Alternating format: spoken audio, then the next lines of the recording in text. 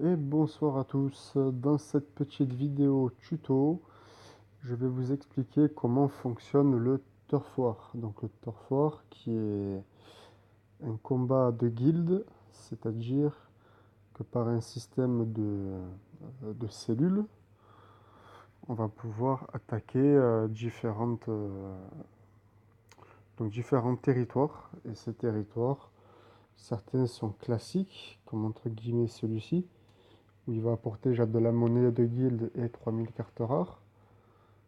Au plus vous serez mieux classé par rapport à votre power, c'est-à-dire à votre puissance d'attaque, au plus vous serez à la première place de la distribution des récompenses et au plus vous allez gagner de monnaie de guilde qui vous servira dans la section bonus de la guilde où vous pouvez par exemple activer des bonus d'attaque, de santé pour vos héros, de mêlée, ou bien tout simplement utiliser des points de vie supplémentaires pour votre Warlord, ou encore payer moins cher pour les améliorations des cartes en or, tout ça. Et donc cette monnaie est écrite là-haut, elle s'appelle contribution.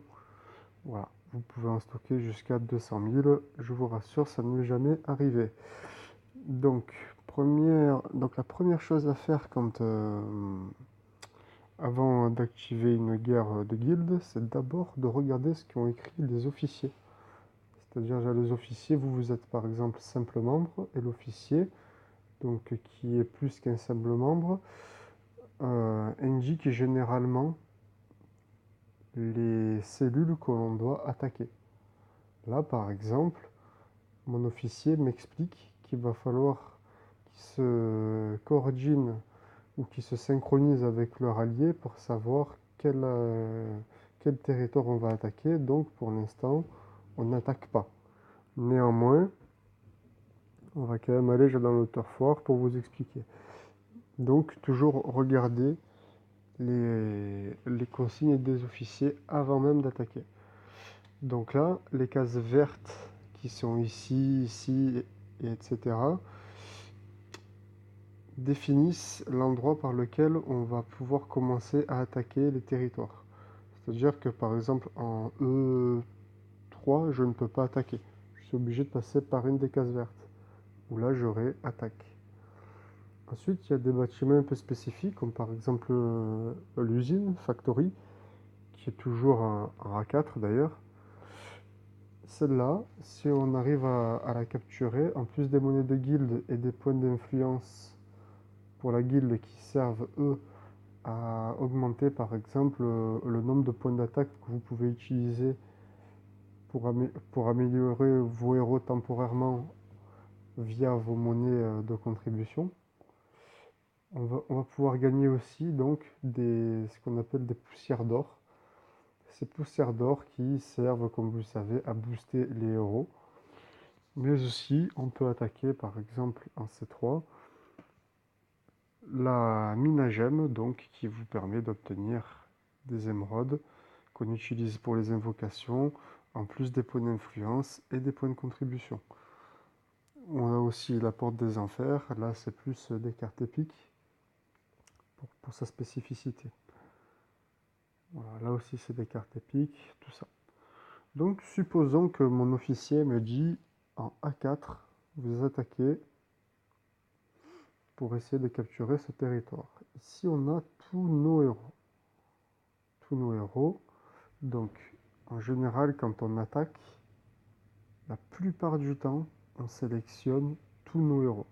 Là je pourrais choisir que ceux de l'ordre qui représentent 18 444 d'attaque, ou bien sélectionner que ceux jeu de la nature qui représentent 35 000, mais quasiment tout le temps on utilise tous les héros. Là, si j'appuie sur attaquer, je vais déployer, j'ai l'attaque. Sauf que mon officier m'a dit d'attendre. Donc je ne vais pas attaquer. Néanmoins, si je veux booster j'ai l'attaque pour capturer le territoire et augmenter considérablement mon attaque d'ailleurs, je vais être obligé d'envoyer d'abord mes héros. D'abord mes héros, ils disent Send Heroes. Là, je ne vais pas le faire, vu que je ne veux pas attaquer, mais on peut booster de 25%, il me semble, 50% ou 100%, voire 200%. Donc, c'est-à-dire que c'est pas gratuit. Si vous comprenez bien que si vous voulez booster votre attaque, il va bien falloir utiliser une monnaie qui sera les élixirs. Donc, cette monnaie qui est utilisable pour les turf wars et pour les raids. Les raids, si vous voulez une vidéo sur ce mode de jeu, je vous la ferai, il n'y a pas de problème. Là, donc je disais, si je veux booster à 200%, enfin pardon, à 100% l'attaque de ce territoire, ça va me coûter 200 élixirs. Si je veux la booster de 30%, ce sera quelque chose comme 75 élixirs. Voilà, au plus vous boostez, au plus ça vous coûte cher. Donc là, on ne va pas attaquer. On peut utiliser aussi ce qu'on appelle le sabotage, c'est-à-dire que supposons qu'il y ait une autre guilde qui attaque déjà le territoire, je veux savoir combien elle a attaqué, je vais dépenser 20 gemmes et je vais pouvoir savoir combien donc l'adversaire a utilisé de puissance de feu. Donc là par exemple on est au premier tour, 1 sur 18, et donc là le clash il va commencer dans 4h17, c'est-à-dire que le premier combat va se lancer automatiquement dans 4h17, donc c'est un combat qui se fait automatiquement par ordinateur, ce n'est pas à vous de faire le combat.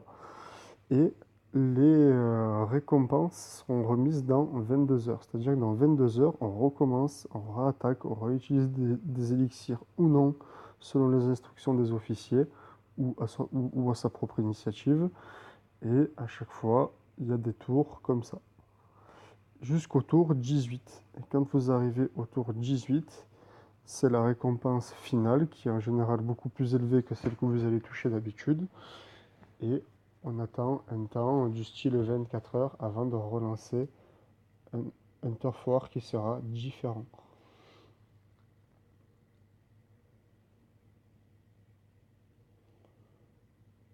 Voilà, donc ça montre les territoires, mais on va pas se lancer dans des explications compliquées. Quoi dire en plus sur le turf war? Je fais un petit retour arrière. Je fais un petit retour arrière exprès. Vous pouvez aussi parler en canal guerre si vous le souhaitez, ou même en canal guild pour savoir si vous voulez pas divulguer trop d'informations et essayer d'être stratégique.